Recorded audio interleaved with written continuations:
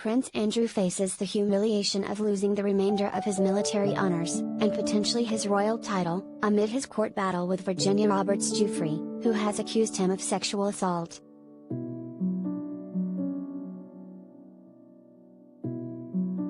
The embattled Duke of York is determined to clear his name after Giuffre's lawsuit was given the go-ahead Wednesday by federal Judge Lewis Kaplan, sources close to the royal told the Post.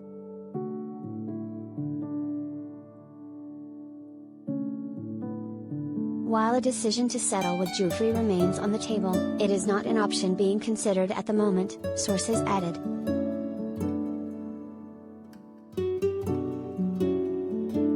Questions are being asked as to whether Andrew should lose his royal title.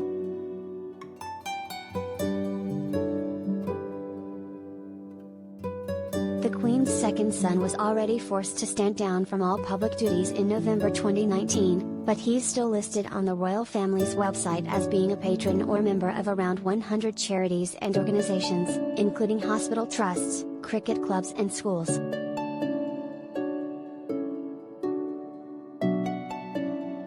Andrew is still referred to as His Royal Highness on the royal family site, something that is also now being queried by insiders.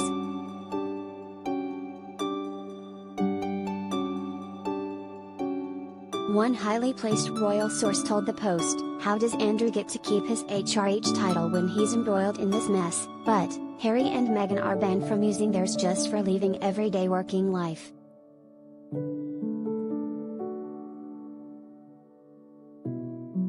I'm fairly sure that's the exact same question being asked inside the palace. They have to do something with today's news about the lawsuit moving forward. They can't just sit at their end and ignore it. They can't keep the status quo, they have to do something.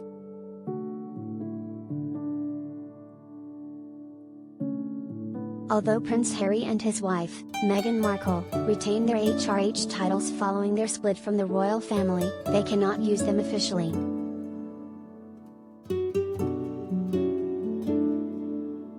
Giuffre, now 38, claims she was forced to sleep with Andrew when she was just 17 and was trafficked by his former friends, billionaire pedophile Jeffrey Epstein and convicted felon Ghislaine Maxwell. Andrew denies all claims and says he cannot recall ever meeting her.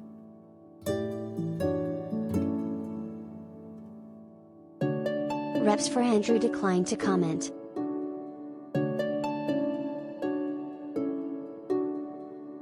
The prince remains Colonel of the Grenadier Guards, a post he took over from his late father, Prince Philip, which allows him to ride in the Trooping the Colour, the annual military parade to celebrate the Queen's official birthday.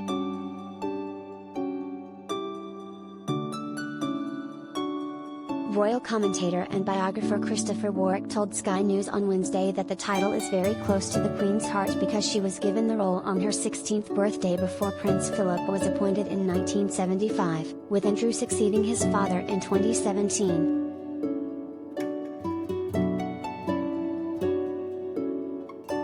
In August, it was reported the Queen had let it be known she wanted her son to keep the title.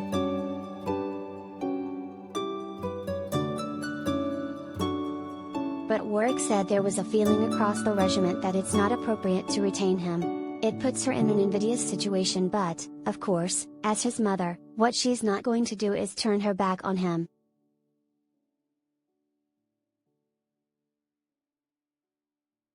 Earlier this month, a veteran of the Grenadier Guards called for the Duke of York to step down from his role as colonel of the regiment immediately.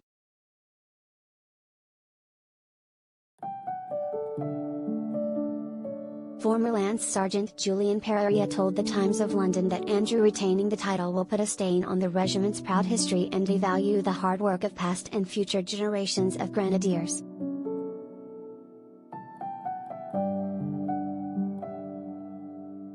As the Queen is Commander-in-Chief of the Armed Forces, decisions on military titles rest ultimately with her.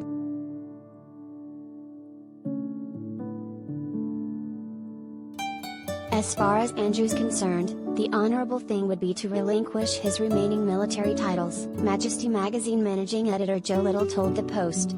Clearly this case is going to drag on and on and on, out of respect for the military and the other institutions he's associated with. The time has now come for him to distance himself, and for him to do it himself rather than having the titles taken away from him.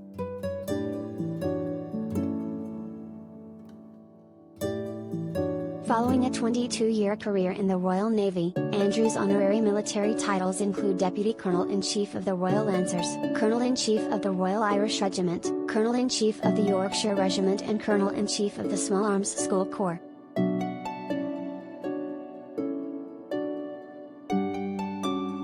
Little added, "I don't think the HRH will be affected. I'm sure the Queen won't take it away from him any more than she didn't take it away from Harry."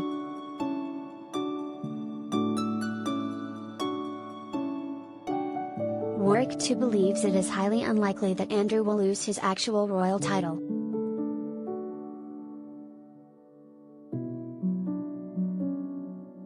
While the Queen can appoint dukes, it takes an act of Parliament to remove their titles, which wouldn't cover Andrew or the monarchy in glory.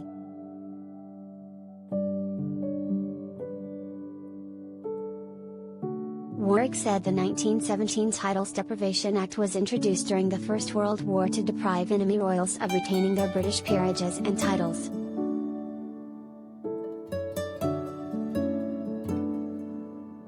But, he added, Andrew is not an enemy of Britain, so the Titles Deprivation Act wouldn't come into it.